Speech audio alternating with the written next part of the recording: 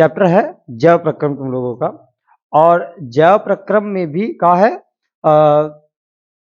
एक चैप्टर है पुष्प। पुष्पीय पौधों में लैंगिक जनन। तो देखो जनन जो है, ठीक, जनन मुख्यतः दो प्रकार का होता है। एक होता है लैंगिक और दूसरा होता है अलैंगिक। एक होता है लैंगिक जनन, एक होता है अलैंगिक। अगर हम पुष्प की बात करें, जो ये पुष्प है, पुष्प में लैंगिक जनन होगा या अलैंगिक होगा? बताओ। पुष्प में क्या होगा? लैंगिक जनन होगा। मतलब क्या होगा? किसके द्वारा होगा? किसी भी लिंग के द्वारा होगा, तो वो क्या कहलाएगा? लैंगिक जनन कहलाएगा। ठीक, समझो। अब पुष्प के मुख्यतः अगर हमको पुष्प पढ़ना है तो पुष्प के भागों को पढ़ना पड़ेगा। ठीक, पुष्प के कितने भाग होते हैं? तो पुष्प के मुख्यतः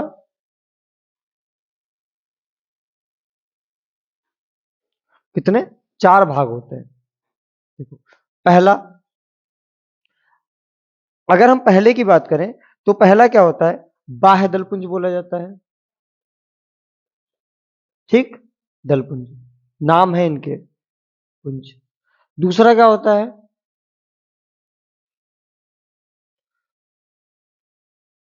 आंतरिक दलपुंज, या बोला जाता है खाली दलपुंज बोल दिया जाता है। ठीक,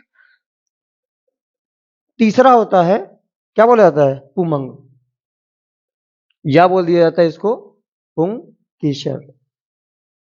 ठीक, और चौथा भाग होता है, क्या होता है? स्त्री केसर या जायांग कहते हैं। ठीक, स्त्री केसर या जायांग। कितने भाग होते हैं? पहला, दूसरा, तीसरा और चौथा। 4 भाग होंगे मुख्यतः। ठीक, अब समझो इसमें, ये जो पहला भाग होगा पुष्प का, ठीक, जो पहला ये भाग है इसको क्या बोलते हैं? व्रंत बोलते हैं या पुष्प व्रंत बोलते हैं।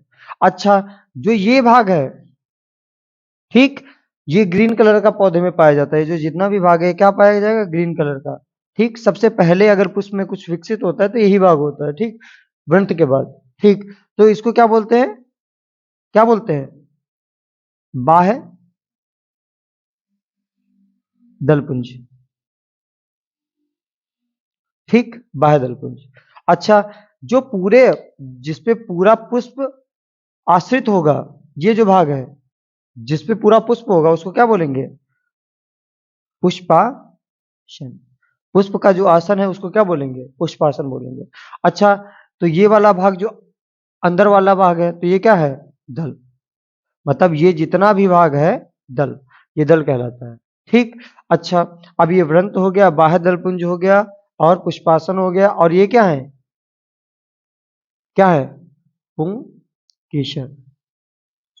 ठीक, जो ये भाग है इसको पहले भाग को कहते हैं वर्तिकाग्र। ठीक, ये होती है वर्तिका, और ये होता है अंडाशय। ठीक, अंडाशय। तो वर्तिका, वर्तिकाग्र और अंडाशय। ठीक, तो अभी एक चीज देखो, अगर हम बात करें कि पुमंग के कितने भाग होते हैं या पुंकेसर के कितने भाग होते हैं?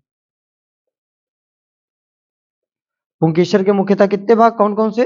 पहला, ये, इसको बोलेंगे पराग कोश।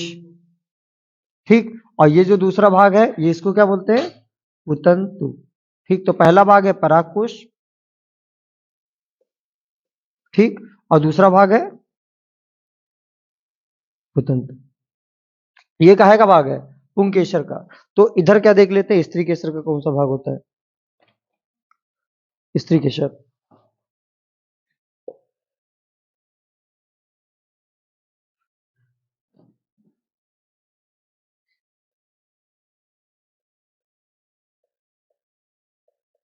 देखो, स्त्री केसर का, तो स्त्री केसर में पहला भाग कौन सा है? देखो, वर्तिकाग्र। ठीक, अब वर्तिकाग्र से दूसरा भाग कौन सा है? वर्तिका। अच्छा, तीसरा भाग क्या है? अंडाशय। मतलब क्या है? अंडाशय। वर्तिका, वर्तिकाग्र और अंडाशय। तो मतलब पुंकेसर के 2 भाग, परागकोश और पुतंतु, और स्त्री केसर के कितने भाग? 3, वर्तिका, वर्तिकाग्र और अंडाशय। ठीक, अब बात करें जिसमें सबसे पहला भाग कौन होगा पुष्प का? पुष्पवृंत होगा। दूसरा भाग क्या होगा? पुष्पासन होगा, जिसपे पुष्प आश्रित होगा। तीसरी चीज क्या होगी? बाह्य दलपुंज होगा। फिर क्या होगा? अगर बात करें फिर क्या अंदर हो गए भाग? दलपुंज हो गए। ठीक। अब देखो, अब इनके भागों की बात कर लेते हैं। अगर क्या करता है, हमने बोला ये स्त्री केसर है और ये पुंकेसर है। ठीक। अब स्त्री केसर समझो, स्त्री केसर क्या होगा? ये है भाग, इसमें क्या परागकण इसके अंदर जब प्रवेश करेगा, किसके अंदर? वर्तिका के अंदर या वर्तिकाग्र के अंदर प्रवेश करेगा, तब क्या होगा? एक प्रक्रिया ये धीरे धीरे होते हुए लसलसा पदार्थ इसमें पाया जाता है। धीरे धीरे कहाँ जाएगा? अंडाशय में जाएगा, और वही निषेचित होकर क्या बन जाएगा? भ्रूण बन जाएगा, या बीज का निर्माण करेगा, फल भित्ति का निर्माण करेगा, फल बनेगा। ठीक, कुछ भी बोल सकते हो इसको। ये प्रोसेस होता है दलपुंज। फिर क्या होता है? दलपुंज। फिर क्या होता है? अंडाशय। ये अंदर के भाग होते हैं, दलपुंज बोले जाते हैं। ये क्या है? पुष्पासन है, जिसपे पुष्प आश्रित है। ये व्रंत है। ये क्या है? स्त्री केसर की बात करें तो कितने भाग स्त्री केसर के? 3 भाग। कौन कौन से? वर्तिकाग्र, वर्तिका और अंडाशय। पुंकेसर की बात करें तो कितने भाग? 2 भाग। कौन कौन से? परागकोश और पुतंतु। परागकोश और पुतंतु। परागकोश और पुतंतु। अच्छा, परागकोश को ही जब आप ब्रेक डाउन करेंगे तो उसमें से क्या निकलेगा? पराग कण। क्या निकलेगा? परागकण। और वही क्या जाएगा? परागकण इसी के अंदर जाके क्या करेगा? निषेचित करेगा। ठीक, समझे इतना भाग? अब समझो, जो पुष्प का भाग है या उसकी आकृति है, उसमें हम भागों को पढ़ लेते हैं कि क्या क्या होते हैं, क्या क्या कार्य होता है। ठीक, इसको साफ ही कर दो। पहला भाग हमने जब बोला, पहला भाग बोला हमने क्या? दल पुंज। क्या कर लो? पहला कर लो बाह्य दल पुंज। बाह्य दल पुंज। फिर करोगे दल पुंज। ठीक। फिर क्या करोगे? स्त्री केसर। फिर क्या करोगे? पुंकेसर। अब समझो, बाह्य दल पुंज। जब पुष्प एक घुंडी अवस्था में होगा, काय की अवस्था में? एक घुंडी की अवस्था में होगा, तो उसका पूरा भाग देखो हरे रंग का होता है, ऊपर वाला भाग हरा। तो हरे रंग का कार्य क्या होगा बाह्य दल पुंज में? कि देखो, पौधे के पास बहुत सारे काम है। पत्तियां जानते हैं कि बढ़िया प्रकाश संश्लेषण करके भोजन का उत्पाद करती हैं, भोजन निर्माण करती हैं। पर पुष्प एक होता है, अनेक होते हैं पौधे में, बहुत सारे होते हैं। तो पुष्प को भी तो अलग से एनर्जी चाहिए कुछ। तो ये जो हरा भाग होगा, ये क्या करेगा? सूर्य के प्रकाश से भी क्या पर्णहरि में उपस्थित होगा, और क्या करेगा? फोटोसिंथेसिस करेगा, मतलब प्रकाश संश्लेषण करेगा। ठीक, जिससे क्या होगा? जल्दी विकसित होगा। तो ये क्या है? बाह्य दलपुंज के काम, जो बाह्य दलपुंज आगे चल के इस संरचना में खुल गए थे। ठीक, समझे? बाह्य दलपुंज है।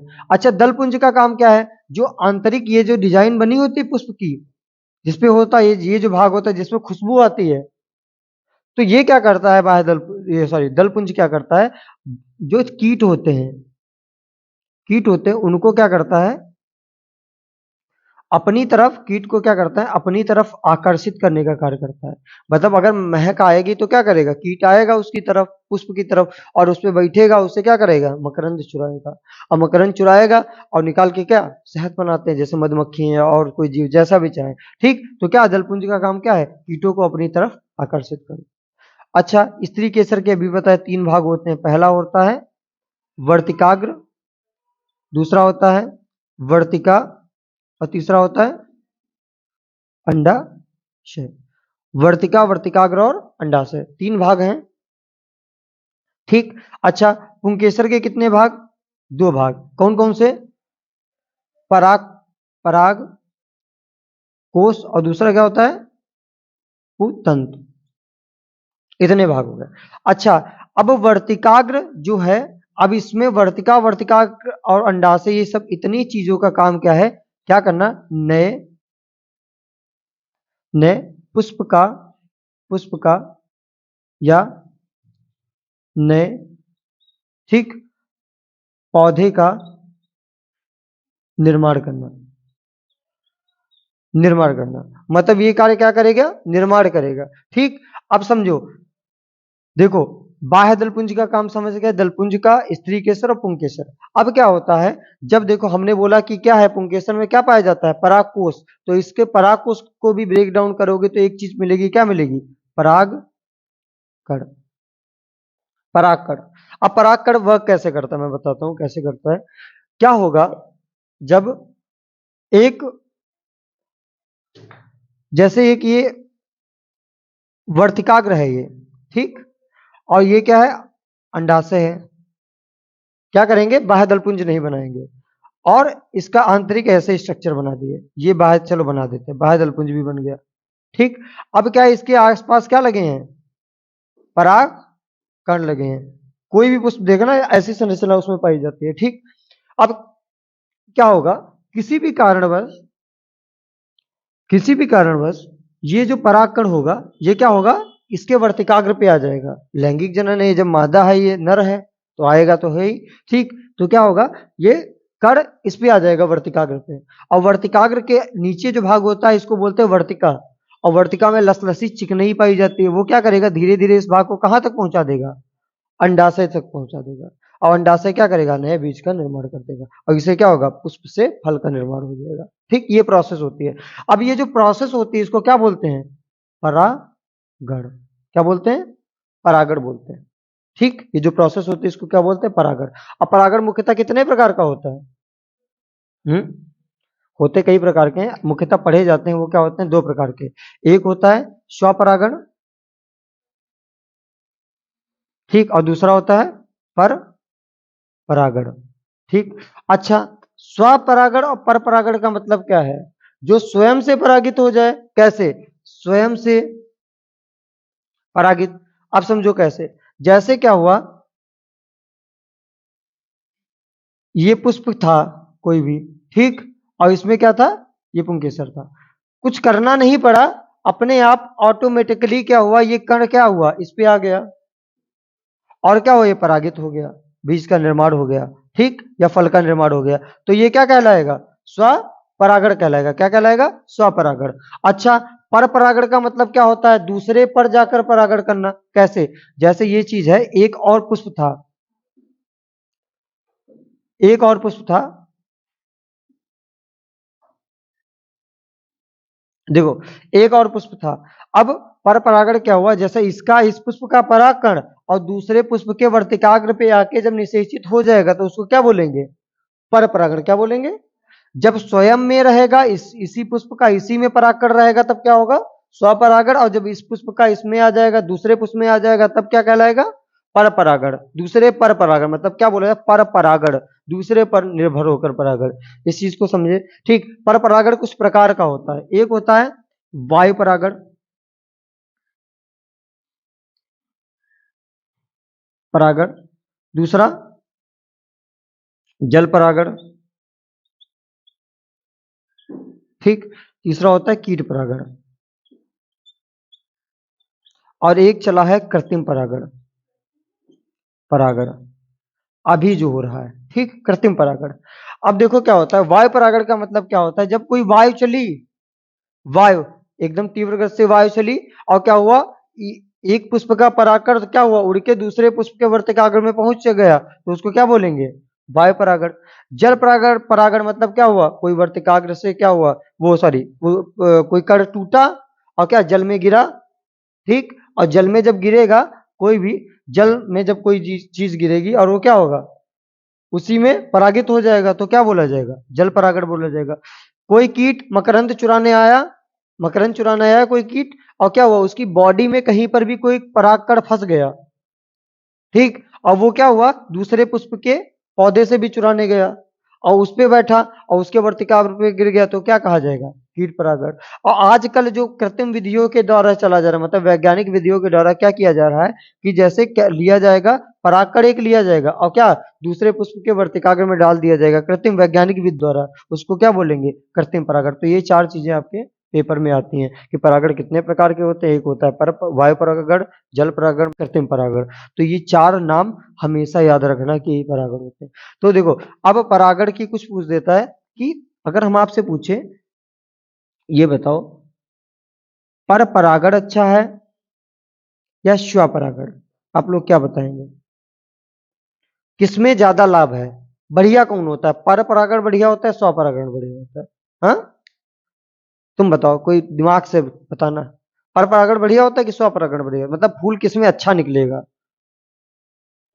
पर परागण, देखो सही, बहुत बढ़िया बोला। स्वपरागण में क्या होता है, तुमने देखा होगा जब पुराने घर में गुलाब लगे हैं, पेड़ लगे हैं जो काफी पुराने हो जाते हैं, तो देखो उसका पुष्प खराब हो जाता है ना पुष्प खराब। अब पुष्प खराब होने का कारण क्या रहता है, उसी का वर्तिकाग्र उसी में रहता है, उसी का परागकण उसी में रहता है, बार बार निषेचित होता रहता है, और क्या किसी कारणवश खराब जाता है।